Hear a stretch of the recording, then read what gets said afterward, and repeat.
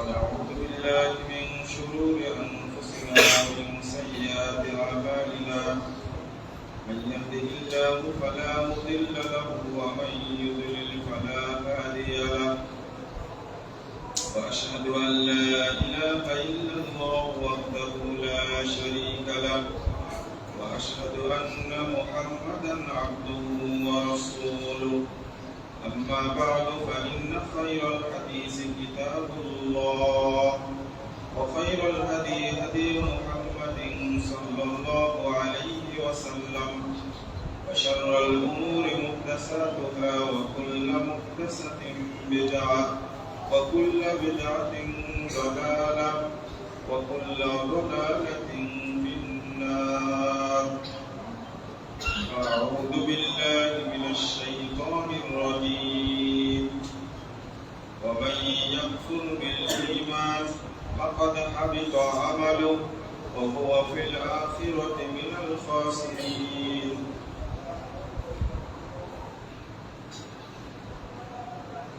قال صلى الله عليه وسلم قال الله تبارك وتعالى أنا أغنى الشركاء عن الشرك من عمل عملا أشرك فيه غيري معي تركته وشركه. رواه مسلم.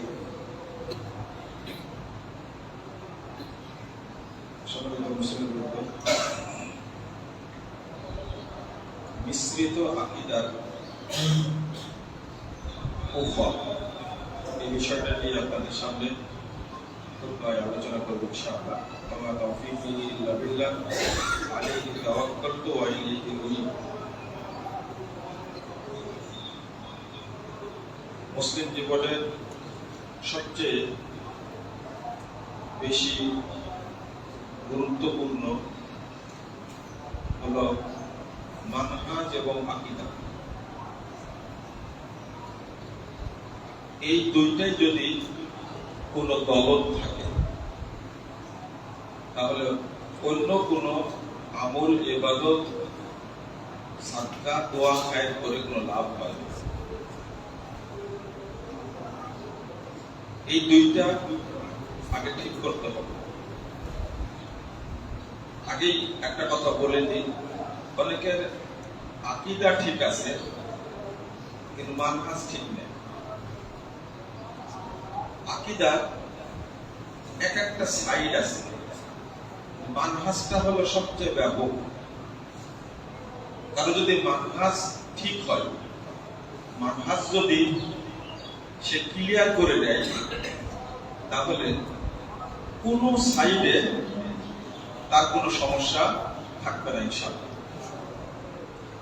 তো আমাদের দেশে মানহাজ নিয়ে তেমন কোনো আলোচনা হয় না এবং মানহাজটা অনেকে বুঝেও না। এটা আমাদের জন্য দুর্ভাগ্য। আবার আকীদা যেটা নাম দিয়েছি সেটা হলো সহিহ আকীদা। আকীদার যেটা নাম দিয়েছি সেটার নাম কি? সহিহ আকীদা। এটা আরেকটা সমস্যা। অথচ বলার দরকার ছিল সালাফি আকীদা। একটা ভাষা হলো মানহাজুস সালাফ, সালাফদের মানহাজ। সালাফ বলতে বোঝায় রাসূল সাল্লাল্লাহু আলাইহি ওয়াসাল্লাম, সাহাবায়ে কেরাম এবং তাবেঈন ইজম, অর্থাৎ রাসূল সাল্লাল্লাহু আলাইহি ওয়াসাল্লামের যুগ, সাহাবীদের যুগ, তাবেঈদের যুগ, এই তিন যুগের যারা সৎ ব্যক্তি, নেককার ব্যক্তি, তাদেরকে বলা হয় সালাফ। আল্লাহ তাদেরকে কবুল করেছেন এবং পৃথিবীর সকল মানুষকে তাদের পথ, তাদের আদর্শ অনুসরণের নির্দেশ দান করেছেন। যদি এই তিন যুগের মুমিনদের পদাঙ্ক অনুসরণ না করে, আদর্শ যদি মেনে না নেয়, তাহলে সে হেদায়েতই পাবে না। আল্লাহ বলছেন ফাইন আমানু বিমিসলি মা আমানতুম বিহি ফাকাদ ইহতাদাউ। 137 নম্বর আয়াত সূরা বাকারা। তোমরা যেভাবে ঈমান এনেছো, তোমরা যেভাবে শরীয়ত বুঝেছো, এইভাবে যদি অন্যরাও বুঝে ফাকাদ ইহতাদাউ, তাহলে তারাও হেদায়েত পাবে। হেদায়েতের জন্য শর্ত করা হয়েছে আমার ঈমানটা তাদের মতো হতে হবে, আমার আকীদাটা তাদের মতো হতে হবে, আমার অনুসরণটা তাদের মতো হবে। ফাকাদ ইহতাদাউ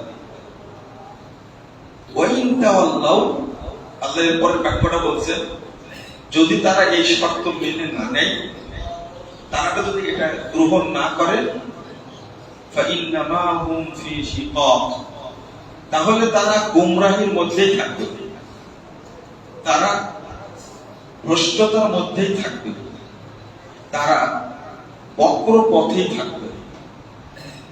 তাহলে এই আয়াতটাই ফায়সালা হয়ে গেছে।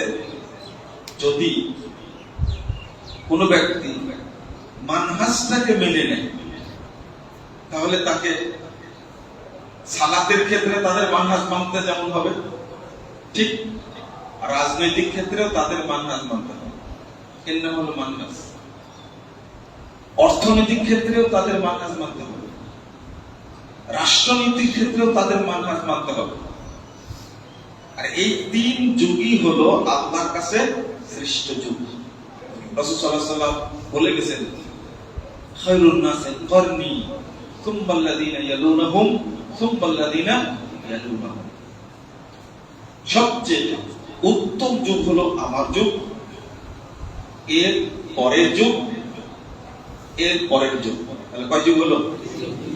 রাসূল সাল্লাল্লাহু আলাইহি ওয়াসাল্লামের যুগটা, সাহাবীদের যুগটা আর তাবেঈদের যুগটা। এর পরের যে যুগটা এসেছে, এই যুগটা কি ভালো যুগ? না। তো আমরা ওই যুগের দিকে ফিরে যাব। যত বিভক্তি, আকীদাগত সমস্যা, মানহাজগত সমস্যা সব তৈরি হয়েছে এই তিন যুগের পরে। আর রবে আল মাজমুম, ইমাম ইবনুল কাইয়িম রাহিমাহুল্লাহ তিনি বলছেন قد حدثت هذه البدع في الرابع المذموم, এই বিভক্তির বেদাতগুলো চালু হয়েছে এই নিন্দিত, ঘৃণিত এই ৪র্থ শতাব্দী হিজরি থেকে। ইলমুল মুওয়াক্কিনের মধ্যে তিনি এটা আলোচনা করতে গিয়ে বলছেন তাহলে এই যুগগুলো আমাদের জন্য অনুসরণীয় না। কোন যুগ অনুসরণীয়?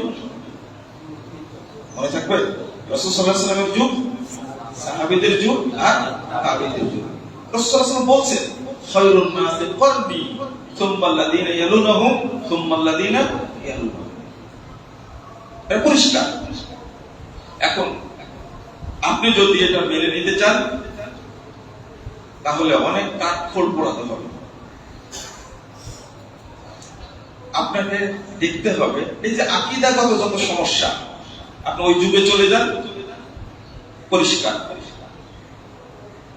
মুশকিল হলো আমাদের জন্য, সেটা হলো আমরা যে আকীদা পোষণ করছি বর্তমানে ভালো, কিন্তু ভালোর সাথে নোংরাটা মিশ্রণ করে ফেলছি। এইটা হলো বেশি ভয়াবহ, এরকম মনে রাখবেন।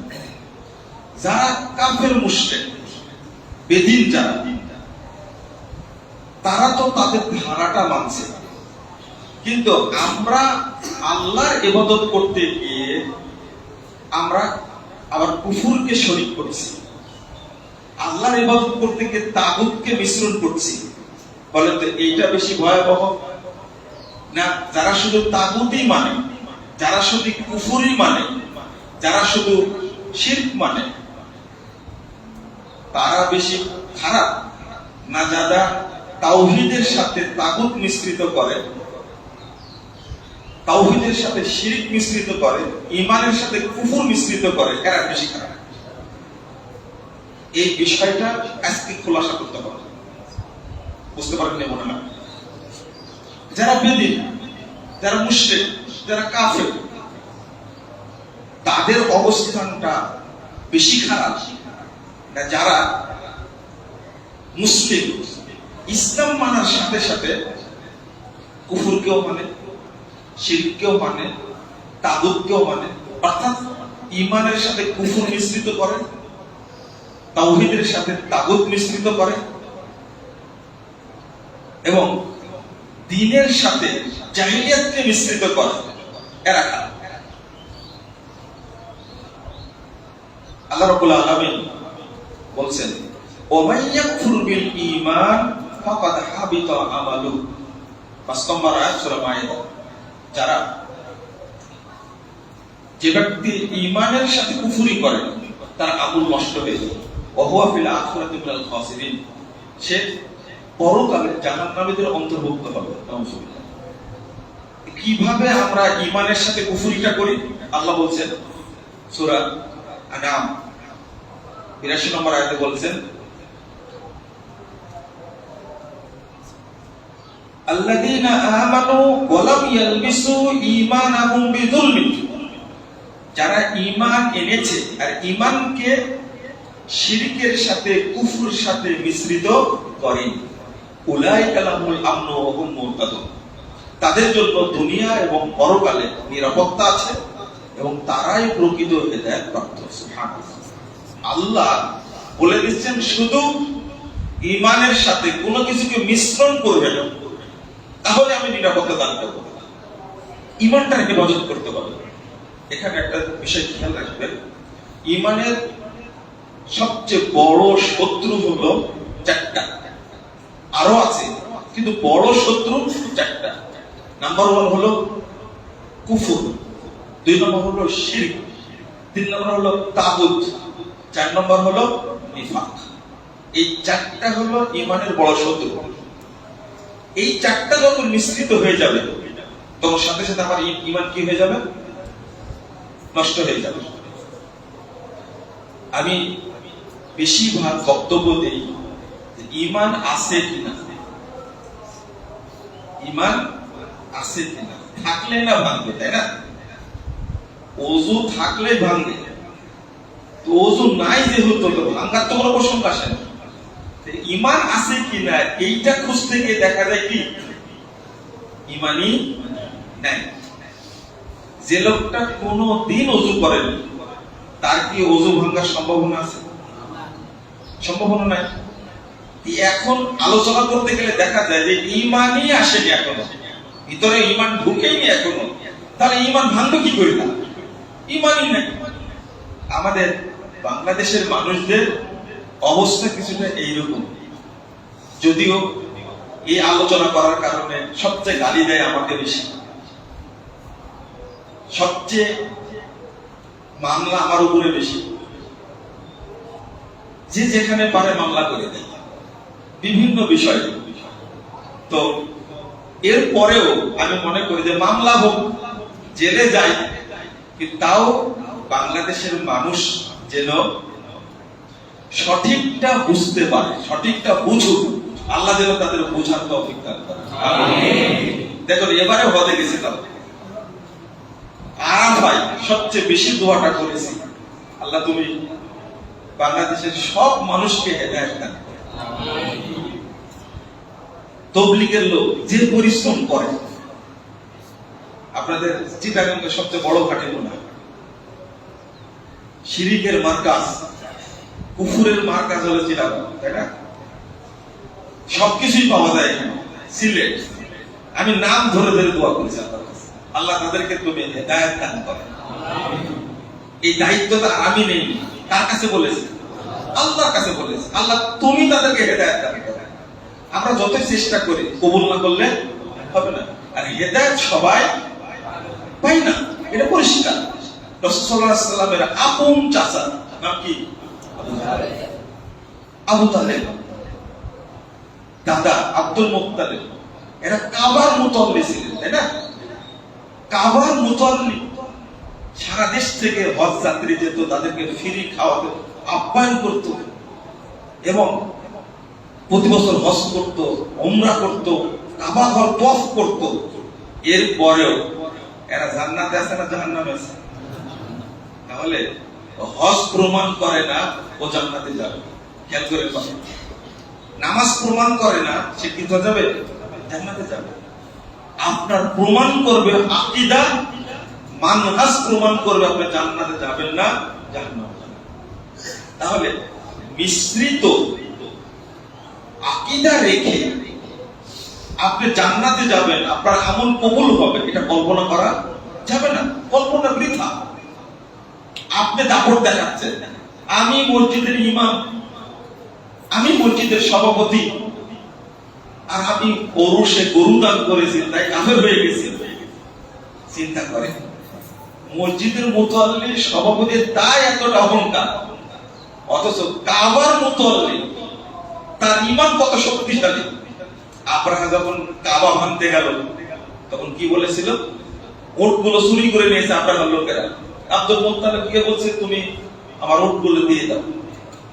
আব্রাহা বলছে আমি শুনেছি তুমি নাকি কুরাইশ বংশের নেতা, কাবার মুতল্লি, আমি আসছি কাবা ভাঙতে আর তুমি আসছো উট নিতে, তুমি তো স্বার্থপর। আব্দুল মুত্তালিব বলেছিল আরে কাবার মালিক আল্লাহ, উটের মালিক আমি, উটগুলো আমাকে দিয়ে দাও। কাবার মালিক আল্লাহ, আল্লাহই বুঝবে কাবা কি করবে। আব্দুল মুত্তালিবের কথা ঠিক ছিল? ওই ঈমান আপনার আছে? আছে কি? শিরকি মসজিদের, বিদআতি মসজিদের মুতল্লি হয়ে আপনি এত বড় দাপট। তাও হজ 2 বার করেছেন মাত্র। প্রতি বছর আব্দুল মুত্তালিব হজ করত। এই হজগুলো কাজে লাগছে? তওয়াফ কাজে লাগছে? এইটা বাংলাদেশের মানুষ বুঝে না। সমস্যা হলো এই জায়গায়। আল্লাহ রাব্বুল আলামিন বলছেন ওমাইয়াদু মাআল্লাহি ইলাহান আখার লা বুরহানা লাহু বি, যে ব্যক্তি এক আল্লাহর সাথে আরেকটা যোগ করবে তার কোনো দলিল থাকবে না। আল্লাহ এর পরে বলছেন ইন্নাহু লা ইউফলিহুল কাফিরুন, কাফেররা কখনো সফল হবে না। মানে আল্লাহর সাথে আরেকজনকে অ্যাড করেছে, সাথে সাথে কি হয়ে গেছে? কি হয়ে গেছে? কাফের। আল্লাহ বলছেন ওমা ইউমিনু আকতারুহুম বিল্লাহ ইল্লা ওয়া হুম মুশরিকুন। আগের আয়াতটা সূরা মুমিনুন 117 নম্বর আয়াত, আর এই আয়াতটা সূরা ইউসুফ 106 নম্বর আয়াত। ওমা ইউমিনু আকতারুহুম বিল্লাহ ইল্লা ওয়া হুম মুশরিকুন। আল্লাহর প্রতি ঈমান আনা সত্ত্বেও অধিকাংশ মানুষ কি? মুশরিক। আল্লাহ এই আয়াতে মুশরিক বললেন আর আগের আয়াতে কি বললেন? কাফের। খেয়াল করেন, আমি বলিনি কিন্তু, আমার উপরে চাপায় না। আল্লাহ বলছেন ঈমান আনা সত্ত্বেও, হজ করা সত্ত্বেও, সালাত আদায় করা সত্ত্বেও তারা কি? মুশরিক। ওমা ইউমিনু আকসারুহুম বিল্লাহ ইল্লা ওয়া হুম মুশরিকুন। এই আয়াতটা শুনলে একটু ভয় লাগে না? যে ঈমান তো আমিও এনেছি, আমিও কি মুশরিক? আল্লাহ বলছেন সূরা রুম 8 নম্বর আয়াতে, আল্লাহ বলছেন ওয়া ইন্না কাসীরাম মিনান নাস বিলিকাই রাব্বিহিম লাকাফিরুন। অধিকাংশ মানুষ আল্লাহর সাথে সাক্ষাৎ করবে কাফের হয়ে। রব মানে বিলিকাই রাব্বিহিম, তাদের রবের সাথে সাক্ষাৎ করবে লাকাফিরুন, কাফের অবস্থায়। ইন্না কাসীরাম মিনান নাস, অধিকাংশ মানুষ রবকে স্বীকার করে, সাক্ষাৎ হবে কি হয়ে? বলেন কি হয়ে? কাফের অবস্থায় সাক্ষাৎ হবে। তাহলে রব মানে, কিন্তু সে কি? কাফের। আল্লাহ বলছেন সূরা আনকাবুত 52 নম্বর আয়াত, আল্লাহ বলছেন আল্লাযীনা আমানু বিল বাতিল ওয়া কাফারু বিল্লাহ উলাইকা হুমুল খাসিরুন। যারা বাতিল বিষয়ের প্রতি ঈমান আনবে, কুফরি করবে। বাতিল বিষয়ের উপরে আমরা বিশ্বাস করি, আমাদের স্বভাব এটা। আপনি যতই নামাজ পড়েন, রোজা রাখেন, হজ করেন, এটা একটা বাতিল ধর্মকে স্বীকার করেন, আপনি সাথে সাথে কি হয়ে যাবেন? কাফের হয়ে যাবেন। এবং আল্লাহ তাই বলছেন, আল্লাহ রাব্বুল আলামিন বলছেন বর্তমান এই যে ইহুদি খ্রিস্টানরা আমাদের মাঝে ছেড়ে দিয়েছে অনেক মতবাদ। একবার গোড়া থেকে বলি, উপর থেকে বলি, গণতন্ত্র, তারপর কি ধর্মনিরপেক্ষতাবাদ, জাতীয়তাবাদ, এগুলো কি ধর্ম না? সবচেয়ে গোড়া ধর্ম হলো জাতীয়তাবাদ। এটা এমনি করেনি তারা, আরো ছোটখাটো করেছে। যেমন 31st নাইট কারা পাচার করেছে।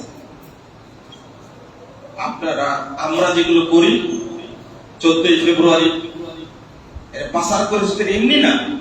আল্লাহ রাব্বুল আলামিন বলছেন সূরা আলে ইমরান 100 নম্বর আয়াত, আল্লাহ বলছেন ঈমানিকুম কাফিরুন, কাফিরিন।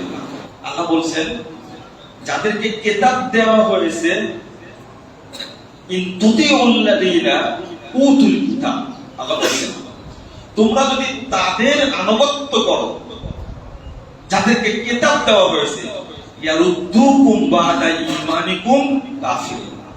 আল্লাহ বলছেন যে তাহলে তারা তোমাদেরকে ঈমান আনার পরে তারা তোমাদেরকে কাফের বানায় দিবে। ইয়ারুদ্দুকুম বাদা ঈমানিকুম কাফিরিন। খুব ভালো করে শুনেন, ইনতুতিউল্লাযীনা উতুল কিতাব, তোমরা যদি তাদের অনুসরণ করো, তাদের ফলো করো যাদেরকে কিতাব দেওয়া হয়েছিল, ইয়ারুদ্দুকুম, তাদেরকে তোমাদেরকে মুরতাদ বানাবে, বাদা ঈমানিকুম কাফিরিন, তাহলে তোমাদেরকে কাফের বানায় দিবে। আল্লাহ বলছেন যে তাদেরকে ফলো করা যাবে না। আমরা সর্বক্ষেত্রে তাদের ফলো করি। আল্লাহ বলছেন আমরা বর্তমানে রাষ্ট্রীয় পর্যায়ে এমন জায়গায় আছি যে সবাই চাচ্ছে যে আমরা এমন একটা নীতি অবলম্বন করি, সেটা হলো যে হুজুরেরা সন্তুষ্ট থাকবে, জেনারেল শিক্ষিত লোক সন্তুষ্ট থাকবে, আর যারা নাস্তিক তারা সন্তুষ্ট থাকবে। সুন্দর একটা পথ বের করবে। তারা সংস্কার কমিশন তৈরি করে একটা কাজ করেছে। এর মধ্যে ধর্মনিরপেক্ষতাবাদ বাদ দিছে, জাতীয়তাবাদ বাদ দিছে, তারপরে কমিউনিজম বাদ দিছে, রাখছে আটটা। নাম কি? একটা রাখছে, সেটা হলো গণতন্ত্রটা রেখে দিছে। সবাই তো গণতন্ত্র চায়। এখান থেকে কিছু নিয়েছে, এখান থেকে কিছু নিয়েছে, সবাইকে সন্তুষ্ট করতে চাচ্ছে। 150 এবং 151 নম্বর আয়াতে আল্লাহ রাব্বুল আলামিন বলছেন ইয়াকুলুনা নুমিনু বিবাদ ওয়া নাকফুরু বিবাদ, আমরা কিছু নিব আর কিছু কি বাদ দিব। ওয়া ইউরিদুনা আন ইয়াত্তাখিযু বাইনা যালিকা সাবিলা, আর দুইটা মিলে সুন্দর একটা কি তৈরি করব? পথ তৈরি করব, কেউ যেন অসন্তুষ্ট না হয়। আল্লাহ এবার বলছেন কি জানেন? উলাইকা হুমুল কাফিরুনা হাক্কা, এরাই হলো অরিজিনাল কাফের, এরাই হলো ফ্রেশ কাফের, নির্ভেজাল কাফের। হাক্কা মানে অপরাধটা কি? তোমরা দুইটাকে মিশ্রিত করলে কেন? দুইটা মিশ্রিত করলে কেন? আল্লাহর সাথে তাগুতকে যদি আহ্বান করা হয়, মর্যাদা কার নষ্ট হয়? এই জন্য ইবলিসের 7 দফা কর্মসূচির মধ্যে প্রথম দফা হলো ও মানুষকে কাফের বানায়, মুশরিক বানায়। আর যদি না করে, দ্বিতীয় দফা কর্মসূচিটা ভালো ভালো আমল তৈরি করে সামনে দেয়, দিলে এগুলো কর। ইঁদুরকে মারার জন্য যেমন শুটকিতে কি মাখান, বিষ মাখায় দেন না, ইবলিসের দ্বিতীয় দফা কর্মসূচি হলো ভালো ভালো আমল তৈরি করে আপনার সামনে দিবে। ও কাফের হতে যাচ্ছে না, মুশরিক হতে যাচ্ছে না, ভালো কিছু তার সামনে দিন। আমাদের আকীদাগত অবস্থা এত খারাপ, এত নোংরা। আপনি যদি মানতে চান, একমাত্র কাকে মানতে হবে? আল্লাহকে। এর সাথে কাউকে অ্যাড করা যাবে না। আপনি যদি মানতে চান, মুসলিম হতে চান, অনুসরণ করতে হবে একমাত্র কাকে? ইসলাম। ইসলামকেই মানতে হবে, অন্য কাউকে মানা যাবে না। এখন তো সব পার্থক্য হয়ে যাচ্ছে, পার্থক্য হয়ে যাচ্ছে। গত একটা সপ্তাহ আমাকে এমন গালি দেওয়া হয়েছে যেটা স্পষ্ট কুফর, স্পষ্ট শিরক, স্পষ্ট মুরতাদের ফতোয়া। সেটাকে নিয়ে বাংলাদেশের মানুষের কোনো চিন্তাই নেই। এজন্য আমি বলি, আগে বলতাম ভাষাটা বাংলাদেশের অধিকাংশ মানুষ মুসলিম, এখন বলি বাংলাদেশের অধিকাংশ মানুষ শিয়া। শুধু শিয়া মানে সাধারণ শিয়া না, এরা রাফেজি শিয়া। মানে আপনারা এই বর্তমান এই জল্লাদ যাকে বলি, ইরানের খোমেনি, একে আপনারা বর্তমান যুগের উমার উপাধি দিলেন, তাই না? ওমর উপাধি দিলেন। লা হাওলা ওয়ালা কুওয়াতা ইল্লা বিল্লাহ। এই ঈমান নিয়ে আপনি মুসলিম দাবি করেন? আপনি এই ঈমান নিয়ে কাফের দাবি করতে পারেন, মুশরিক দাবি করতে পারেন। যে খোমেনির নেতৃত্বে প্রায় 1.5 কোটি মানুষকে, সুন্নি মুসলিমকে হত্যা করা হয়েছে, আর তাকে আপনি, যে খোমেনির উদ্দেশ্য হলো মদিনা মক্কা দখল করে মা আয়েশা রাদিয়াল্লাহু আনহার কবরকে ভেঙে দিয়ে কবর থেকে তুলে তাকে জিনার শাস্তি কার্যকর করতে চায়। যার ঈমান হলো মা আয়েশা রাদিয়াল্লাহু আনহা জিনাকারিনী মহিলা, নাউযুবিল্লাহ, আস্তাগফিরুল্লাহ। আপনার মনে যদি কষ্ট না লাগে, আপনি কাফের, আপনি যত বড় হজ করেন না কেন, 2 শুয়োরে মারামারি লাগছে, আপনার তাতে এখন চিন্তা কিসের? আপনার কি মাসালা জানেন? 2 কুত্তায় মারামারি লাগছে, কার পক্ষে হবেন আপনি? মাসালা জেনে কথা বলতে হবে। তবে ইরান দ্বারা যদি ইসরায়েল ধ্বংস হয়, আলহামদুলিল্লাহ বেশি, কিন্তু আমরা চাই ইরানও যেন ধ্বংস হয়। আল্লাহ যেন এই ইরানকে ধ্বংস করে, বলেন আমিন। যে ইরানে আবু লুলু, এই ফিরোজ, যে আমাদের খলিফা, দ্বিতীয় খলিফা, রাসূল সাল্লাল্লাহু আলাইহি ওয়াসাল্লামের শ্বশুর, জান্নাতি সাহাবী ওমর রাদিয়াল্লাহু আনহুকে হত্যা করেছে, সেই আবু লুলুকে ইরানের এই খোমেনি বীরের মর্যাদা দিয়ে এর মাজার তৈরি করে তাকে পূজা করছে। সেই শিয়াদেরকে আপনি ওমর আখ্যায়িত করছেন, এই বর্তমান যুগের ওমর নাকি, নাউযুবিল্লাহ। আপনি মুসলিম কখনোই দাবি করতে পারবেন না। প্রথমে বলবো, আপনি আকীদা বোঝার চেষ্টা করুন। নারী পুরুষ সমানে ফোন দিয়েছে, মেসেজ দিয়েছে, আমার মেসেজ গুলো আপনি দেখতে পাবেন। এত নোংরা, এত নষ্টা ভাষায় কথা বলেছে, আশ্চর্য কথা। কিন্তু আমি তাদের জন্য দোয়া করেছি, আল্লাহ এদেরকে হেদায়েত দান করুন।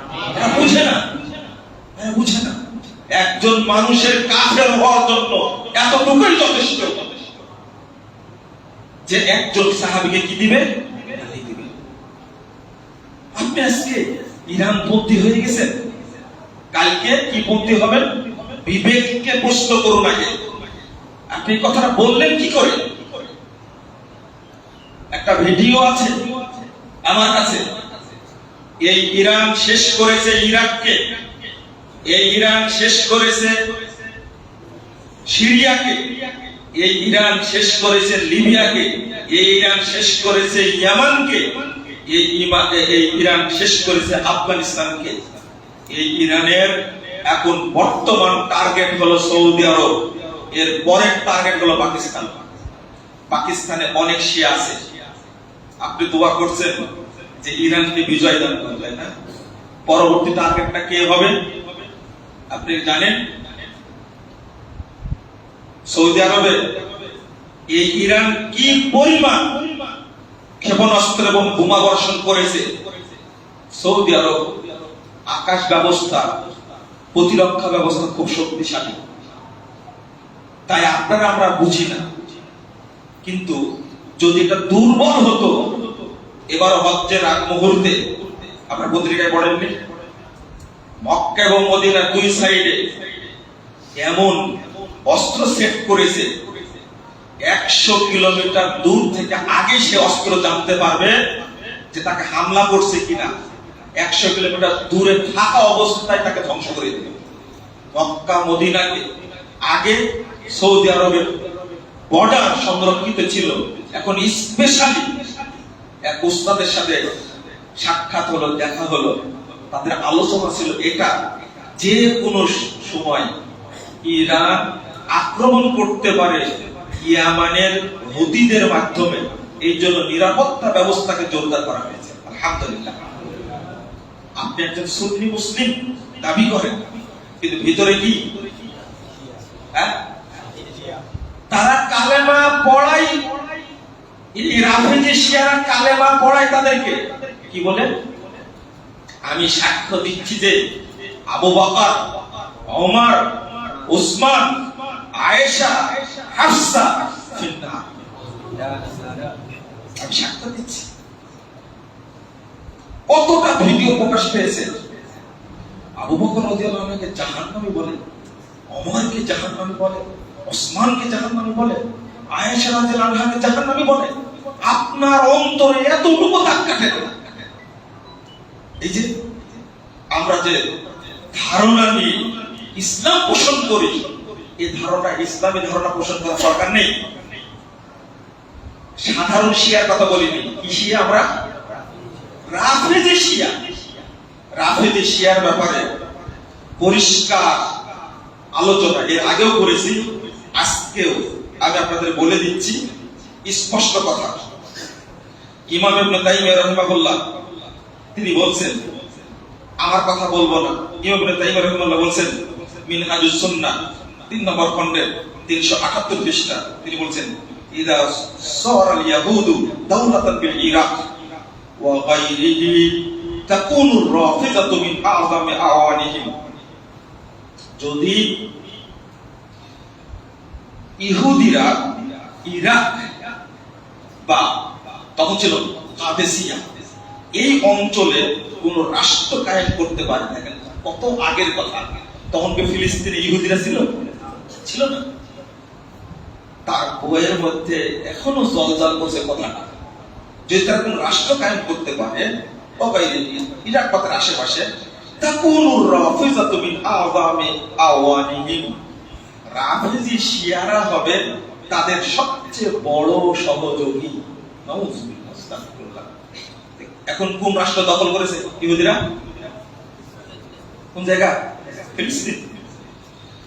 ফাহুম দাইমান ইওয়ালুনা, তাদেরকে হত্যা করে, তখন এই রাফেজি শিয়ারা তাদেরকে সবচেয়ে বেশি সহযোগিতা করে।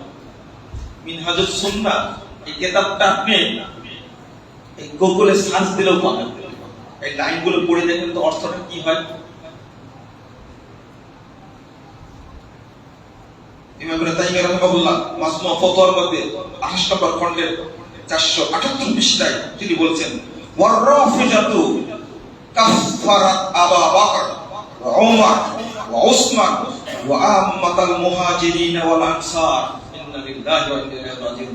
তিনি বলছেন আবু বকর, ওমর, ওসমান এবং প্রায় সব মুহাজির এবং সব আনসারকে তারা কাফের ঘোষণা করেছে।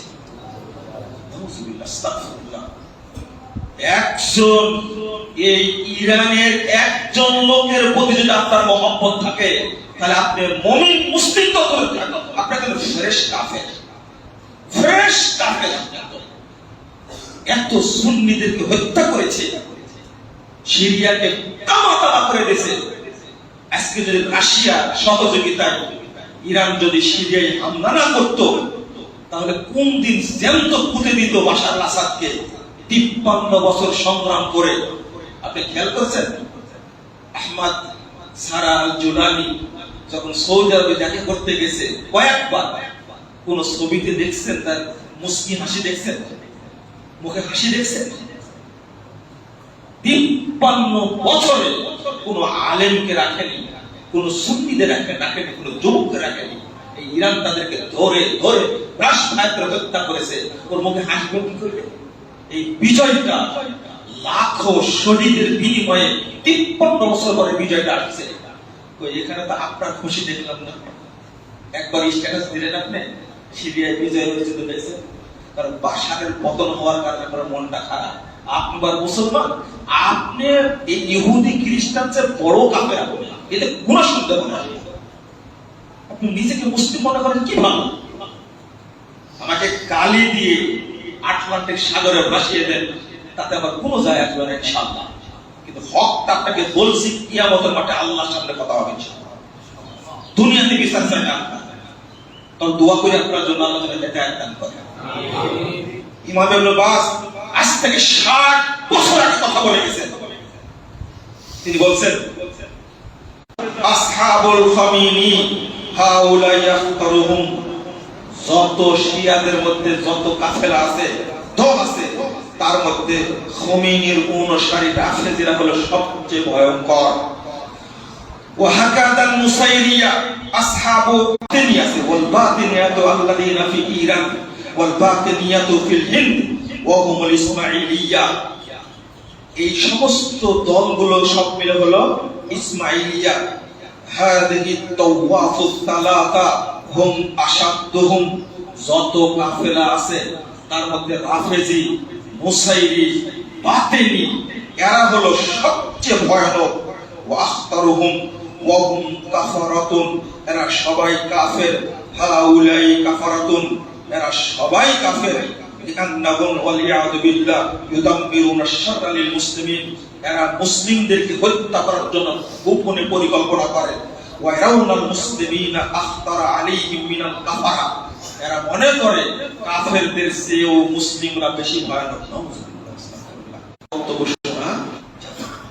মানহাজ আগে জিনিস, আমার বক্তব্য যেন মানুষকে বিভ্রান্ত না করে, এই জন্য মানহাজটা ফলো করা আগে জরুরি। যখন 1980 সালের 30 সেপ্টেম্বর 1980 সালের 30 সেপ্টেম্বর যখন ইরাকে হামলা করলো, ইরাক সাদ্দাম প্রথম কর্মসূচি গ্রহণ করেছিল পারমাণবিক বোমা তৈরি করা। ইরান হামলা করে ধ্বংস করে দিল কেন? এই ইতিহাসকে জানা আছে আমাদের? জানা নাই। 1981 সালে 7 জুন ইসরায়েলের সহযোগিতায় ইরাকে হামলা করে, ইরান এবং ইসরায়েল মিলে হামলা করে একবারে সাদ্দামের পারমাণবিক কর্মসূচি একবারে শেষ করে দিল। তখন এখন আপনার খুব চিন্তা হচ্ছে যে ইরানের পারমাণবিক কর্মসূচি সব ধ্বংস করে দিল ট্রাম্পের মাধ্যমে। খুব অন্তরে লাগছে সাদ্দাম একটা ধ্বংস করলেন কেন? কইছি এখন কি সাদ্দামে ইরাকে কিছু আছে না? শেষ করে ফেলে দিয়েছে, সব শেষ করে ফেলে দিয়েছে। ইয়ামানে কি আছে? ইয়ামান শেষ করে দিয়েছে। 28,000 ছাত্রের বিশ্ববিদ্যালয়, দারুজ্জামান বিশ্ববিদ্যালয় হুতিরা হামলা করে তামা করে দিয়ে বিশ্ববিদ্যালয় বন্ধ করে দিয়েছে। তার 7,000 আলেমকে হত্যা করেছে। ওই সেই কসাই, নাম ছিল কি? সুলাইমান কাসেমি, হত্যা করেছে। আপনারা খুব কষ্ট পেলেন তাই না? আমি শুকরিয়া সেটা দিয়েছি। আমি তার ইতিহাস আগে থেকে জানতাম। বক্তব্য দিয়েছি আজ থেকে 15 বছর আগে। বলেছি যে সিরিয়ায় একটা গ্রুপ আছে যারা আহলে সুন্নাহ ওয়াল জামাত সালাফি আকীদা, আল্লাহ যেন তাদেরকে বিজয় দান করে। আপনারা হাসছেন যে কি কয়, অনেক কথাবার্তা বলে। সেই বক্তব্যটা বললো প্রায় 20 বছর পরে এসে। এই তো সেটা মুরব্বী বলছেন যে সিরিয়ায় যে বিজয় আনলো সুন্নি মুসলিমরা সালাফিরা, এইটা বলেছিলেন আরো আপনি 15 বছর আগে। তখন আমি হাসছিলাম। ওরা আইস মনে করতো। আলহামদুলিল্লাহ, আল্লাহ শুকরিয়া যে সৌদি আরব তাদের দায়িত্ব গ্রহণ করেছে। আলহামদুলিল্লাহ, বিশ্ব ব্যাংকে যত ঋণ ছিল সব সৌদি আরব পরিশোধ করবে। আলহামদুলিল্লাহ। এবং তাদের সরকারি কর্মচারী চালানোর কোনো টাকা পয়সা নাই। আল্লাহ রাব্বুল আলামিন দায়িত্ব নিয়ে দিয়েছেন তাদেরকে। সৌদি আরব বলে দিয়েছে আমরা তোমাদের কর্মচারীকে বেতন দান করবো, রাষ্ট্র চালাও। আমরা তো ঘেঁষি ট্রাম্পের সাথে, চীনের সাথে, রাশিয়ার সাথে। আমরা বাংলাদেশিরা কখনো সৌদি আরব বন্দী হতে পারি না। আমরা কখনো যাবো না। আমরা ট্রাম্পের পাশ আটবো, বাইডেনের পাশ আটবো, শি জিনপিং এর পাশ আটবো, পুতিনের পাশ আটবো। কেউ কোনো বলবো না উমরা করতে যাই, গেছে কোন উপদেশটা গেছে উমরা করতে? একদল গেছে, আরেক দল আসছে, আরেক দল সামনে আসবে। দেশেরও কিছু উন্নয়ন হবে না, ইসলামেরও কিছু উন্নয়ন হবে না যতদিন পর্যন্ত একটা শ্রেণী কোরআন এবং সুন্নাহকে শক্তভাবে বুকে ধারণ না করবে। আজকে যারা কোরআন সুন্নাহ বুকে ধারণ করছে দেখছি তারাই অরিজিনাল শিয়া, তারাই অরিজিনাল আফ্রিদি। আল্লাহ যেন আমাদেরকে হেদায়েত দান করেন, আল্লাহ যেন আমাদের বোঝার তৌফিক দান করেন, আল্লাহ যেন ইসরায়েলকে ধ্বংস করে দেন। এই দোয়াটা কতবার করি, ফোন দেয়া কতজন বলছে আপনি তো ইসরায়েলের দালাল, তাই না? হ্যাঁ আমি দালাল, এই জন্য বদদোয়া করি আল্লাহ যেন ইসরায়েলকে ধ্বংস করে দেয়। এটা তো কখনো বলেন? কত বড় মিথ্যুক চিন্তা করেন, কত বড় মিথ্যুক। আমার কথায় ধরা খেয়ে যাবে, ইরানে যাওয়া লাগবে না। একজন বলছে আপনি ট্রাম্পের সহযোগী, অথচ কত খুতবাতে বলেছে আল্লাহ যদি আমেরিকাকে ধ্বংস করে দেন, বিভক্ত করে দেন। কত খুতবায় বলেছে ট্রাম্পের বিরুদ্ধে। কারণ পুতিন আর ট্রাম্প যদি লাগে, আমি দোয়া করবো যে আমেরিকা যেন কি হয়, ধ্বংস হয়। আমি এই দোয়া করবো। দুই কুত্তায় লাগলে তো এই দোয়া করবো, প্রথমত দুইটাই ধ্বংস হবে। মাসালাটা জানা, সরি আমি একটু 1 মিনিট সময় লাগবে, আমি এই কথাটাকে পড়ে জানাই। অনেকে জানে না বিষয়টা। আমার কথা বললে আপনারা কষ্ট পাবেন, অনেক টাইম হয়ে গেছে। আমি আপনাদের কাছে মাফ চাই। একটা জিনিস সরাসরি পড়ে বললে সবচেয়ে ভালো হবে, আমি বলতে ভুলে গেছি, মাফ করবেন আমাকে। ছোট্ট একটা জিনিস ইমাম আউজাই রাহিমাহুল্লাহ বলছেন, আপনারা শুনে রাখবেন। ইজা তাকাল ফাজিরু বিল ফাজির ফাকতালা। দুই ফাসিক কি লাগছে? মারামারি লাগছে। ফাআহলাকাল্লাহু আহাদাহুমা আলহামদুলিল্লাহ। আল্লাহ দুইজনের একজনকে কি করে দিল? ধ্বংস করে দিল। তা আলহামদুলিল্লাহ। ওয়া ইযা আহলাকাহুমা জামিআন, আর আল্লাহ যদি দুইটাকেই ধ্বংস করে, আলহামদুলিল্লাহি কাসীরা, তাহলে আল্লাহর অনেক প্রশংসা। আলহামদুলিল্লাহ, আলহামদুলিল্লাহ। ইমাম আউজাই রাহিমাহুল্লাহ কত যুগ আগে বলেছেন, আমাকে শিখান। এই ইবারতটা আপনার জানা ছিল কোনদিন শুনেছেন? সালাফরা কি মাসালা দিয়েছে একটু দেখে নি। শুধু হাওয়ায় লাড্ডু, তাই না? ইসলাম সম্পর্কে জানে না। শুধু চিন্তা এখন যে হাত পাকায় ভোট দাও, নবীকে ভোট দেওয়া হবে, দাড়ি পাল্লায় ভোট দাও, আল্লাহকে ভোট দেওয়া হবে। আর একজন বলছে কি নৌকায় ভোট দাও, কারণ বহু নবী নৌকায় চলে বেঁচেছিল। ধানের শীষে ভোট দেন, তাহলে মানে আল্লাহ পক্ষ থেকে বাঙালিদের সবচেয়ে বড় রুজি ভাত, অতএব ধানে ভোট দিলে ভাত খাওয়া যাবে। এখন তো আমরা এইগুলো নিয়ে ব্যস্ত আছি, ঈমান নিয়ে চিন্তা করেন। লা হাওলা ওয়ালা কুওয়াতা ইল্লা বিল্লাহ। আল্লাহ যেন আমাদের বুঝার তৌফিক দান করেন, আমিন। আল্লাহ যেন এই দেশের মানুষকে হিদায়াত দান করেন, আল্লাহ যেন তাদেরকে সালাফদের বুঝ দান করেন, আল্লাহ যেন এই দেশটাকে তাওহীদের দেশ হিসেবে কবুল করে নেন। আল্লাহ যেন এই মাজার পূজা, কবর পূজা, যত শিরক এবং বিদআত আছে এগুলোকে বাংলাদেশ থেকে উদ্ধার করে দেন, আমিন। যত জাহেলিয়াত আছে, এই সমাজতন্ত্র, গণতন্ত্র, ধর্মনিরপেক্ষতা, জাতীয়তাবাদ, যত মতবাদ আছে আল্লাহ যেন এই দেশ থেকে উৎখাত করে দেন, ধ্বংস করে দেন।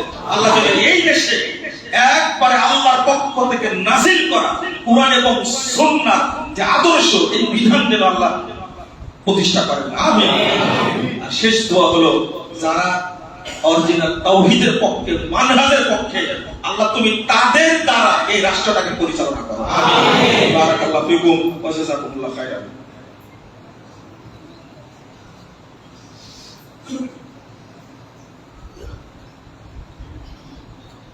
আলহামদুলিল্লাহ ওয়াহদাহু ওয়াসসালাতু ওয়াসসালামু আলা মান লা নাবিয়্যা বা'দা। সম্মানিত মুসল্লিবৃন্দ, প্রায় 1 বছর পরে মনে আসলাম আপনাদের এখানে, এসে 2 বছর, তাই না? এতদিন হয়ে গেছে, তো আসলাম, খুব ভালো লাগলো। আপনাদের কাছে আমার দাবি থাকবে, এই বাইতুল হিকমা সুন্দর একটা প্রতিষ্ঠান হিসাবে গড়ে তুলবেন ইনশাআল্লাহ। গতবারই দোয়া করে গেছিলাম, আল্লাহ যেন একটা বৃহৎ প্রতিষ্ঠান হিসাবে কবুল করে নেন। যত ঘনবসতি এখানে একটা বড় প্রতিষ্ঠান চলবে ইনশাআল্লাহ। যারা এই প্রতিষ্ঠানকে পরিচালনা করছেন, আমি তাদেরকে বলবো শক্তভাবে পরিচালনা করবেন ইনশাআল্লাহ। মানুষ টাকা পয়সা সহযোগিতা করবে যদি আপনারা সঠিক পথে কি হন, অগ্রগামী হন। আপনারা যদি কাজ করেন, আমি দোয়া করি আল্লাহ রাব্বুল আলামিন যেন এই বাইতুল হিকমার উপর রহমত এবং বরকত নাযিল করেন, আমিন। আর যারা দায়িত্বশীল তারা যেন একটা ছোট্ট কথা বলে রাখেন, সেটা হলো ঐক্যবদ্ধ থাকবেন। আপনারা কি থাকবেন? ঐক্যবদ্ধ থাকবেন। আমি এই খুতবার পরে আপনাদের কাছে একটু সময় নিব ইনশাআল্লাহ, যদিও কম সময় পাওয়া যাবে, আপনাদের ডিস্টার্ব করব। ঐক্যের যে ফলাফল, গুরুত্ব, এত বড় রহমত আর কিছু না। আমরা যেন বর্তমান যুগে মুসলিম ঐক্য নিয়ে খুব তাড়াহুড়া করছি, চিন্তা করছি, আমি উদ্বিগ্ন, কিন্তু আমাদের নিজেদের মধ্যে কি নাই? ঐক্য নাই। আছে? হেফাজত বলছে জামাত ইসলাম কোন ইসলামী দল না, এটা হলো মওদুদুল ইসলাম কায়েম করে দিয়েছে, নেই না? আর 18 কি বলে, সর্বনায় কি বলছে, কত সুন্দর করে বলছে যে ইহুদিরা, বিধর্মীরা রাষ্ট্র চালালে কোনদিন ইসলাম আসতে পারে, জামাত ইসলাম যদি কোনদিন ক্ষমতায় আসে কিন্তু ইসলাম কোনদিন এ দেশে আসবে। কি চমৎকার কথা! আমরা আবার চিন্তা করি এই দেশে ঐক্য, মুসলিম ঐক্য চিন্তা করি, নিজেদের মধ্যে ঐক্য আছে? হেফাজত দাওয়াত দিল চরমনের পীরকে, তার আসার সময় এটা তো জানি না, তাই না? আজকে বলে সমাবেশ, আগামীকাল সমাবেশ হবে না, এই দেশে ঐক্য হবে না। আবার চমৎকার ভাবে বলছে যদি আহলে হাদিস মসজিদ সব কি করে দাও, ভেঙে দাও। আহলে হাদিস মসজিদ বাংলাদেশে না থাকে, থাকবে? যারা ইরানের প্রতি এত ভক্তি দেখায়, তারা যদি ক্ষমতায় আসে, আর বাকিটা বলার দরকার আছে? একবারে ইরানে সাইজ করে দিয়েছে, সিরিয়ায় সাইজ করে দিয়েছে, ইয়ামানে সাইজ করেছে, ইরাকে সাইজ করেছে, আফগানিস্তানে সাইজ করেছে। আফগানিস্তানে তালেবানরা প্রায় 600 মসজিদ বন্ধ করে দিয়েছে, মসজিদ, মাদ্রাসাগুলো সব বন্ধ করে দিয়েছে, আলেমদের প্রথম হত্যা করেছে, জেলখানে পুরে রাখছে। কত সুন্দর শাসন ব্যবস্থা, তাই না? তালেবানরা আপনাদের দুলাভাই হয়, কারো জামাই হয়, ওদের সম্পর্কে কিছু ধারণা রাখেন না আপনারা। আল্লাহ তুমি আমাদের বোঝার তৌফিক দান করো, আমিন। আল্লাহুম্মা সাল্লি আলা মুহাম্মাদ ওয়া আলা আলি মুহাম্মাদ কামা সাল্লাইতা আলা ইব্রাহিম ওয়া আলা আলি ইব্রাহিম ইন্নাকা হামিদুম মাজিদ। আল্লাহুম্মা বারিক আলা মুহাম্মাদ ওয়া আলা আলি মুহাম্মাদ কামা বারাকতা আলা ইব্রাহিম ওয়া আলা আলি ইব্রাহিম ইন্নাকা হামিদুম মাজিদ।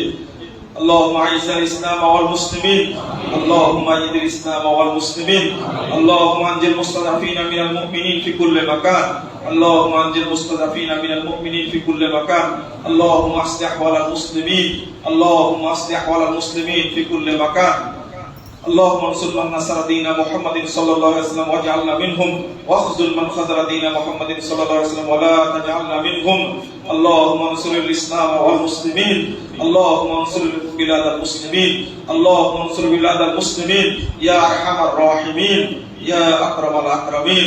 ربنا آتنا في الدنيا حسنه وفي الاخره حسنه وقنا عذاب النار.